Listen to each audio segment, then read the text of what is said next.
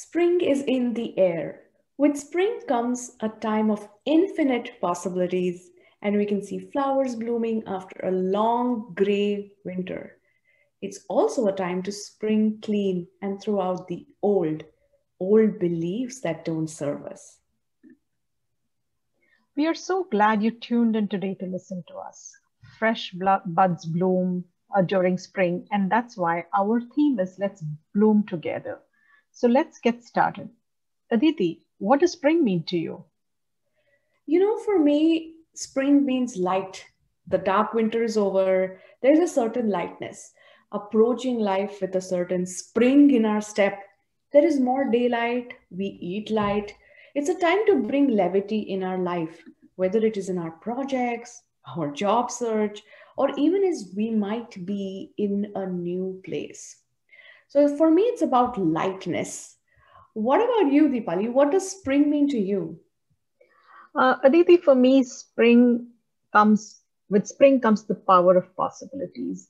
It's a triumph of sorts that indicates that you survived the winter. There is nothing but happiness and sunshine ahead of you.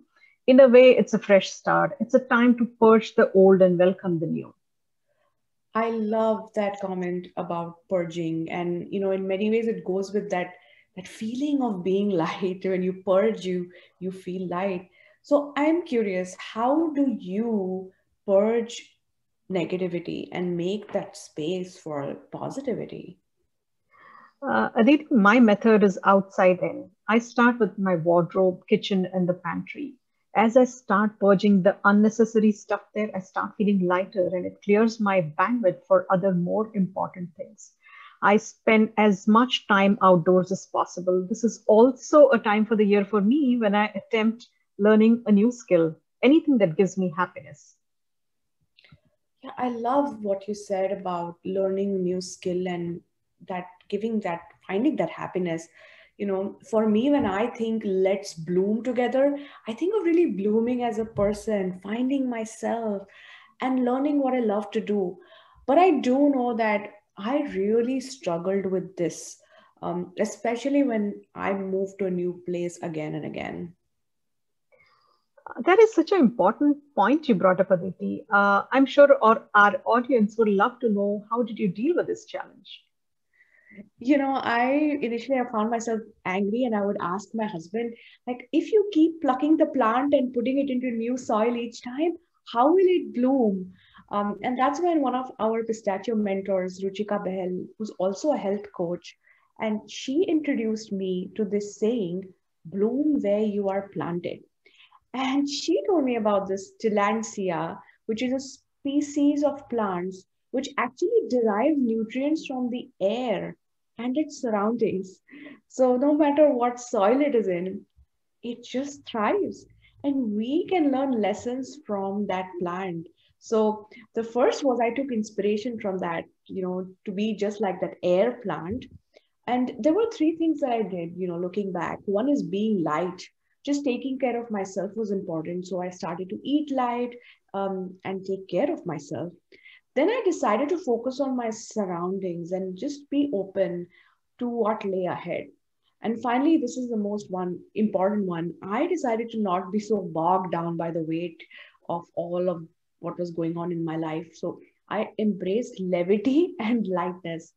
And it wasn't easy, but today I remind myself and then everyone around that we can truly bloom wherever we are planted. There is such an interesting story about the air plants. One of the things that I personally find very helpful is living in the moment. And let me tell you a small story. When I was in India, I traveled to Japan to see spring. I was enthralled by the beauty of cherry blossom there. All along, I had assumed that India doesn't have spring. When I got back, I started noticing colorful blooms on shrubs and trees, and that made me realize that I was so caught up with life that I never stopped and smelled the flowers. Didn't realize that India does have spring. So it's really important to pause, be aware of your surroundings, appreciate the moment, and then move on. Oh my gosh. I always thought that we never had spring in India. That's where I grew up too, and I only noticed spring when we moved to the US. So I am with you. And I wonder how many moments we lose when we don't stay present. And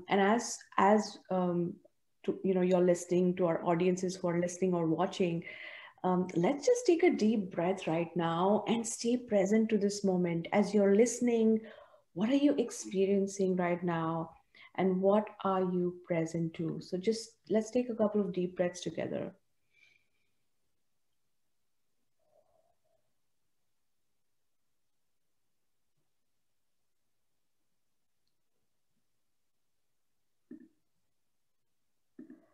That was powerful. So, Ripali, that being present, breath actually brought me back to our topic of the podcast, which is let's bloom together. So, why is together important, especially for relocating spouses? Aditi, we all need an ecosystem for us to bloom.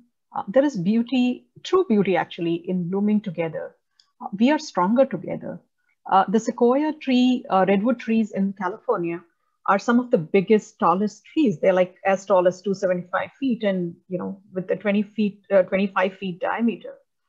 You would think that something that huge must have an incredible root system that goes deep inside the earth for them to stand tall. But that is not the case at all. The sequoia redwood trees have a unique root system.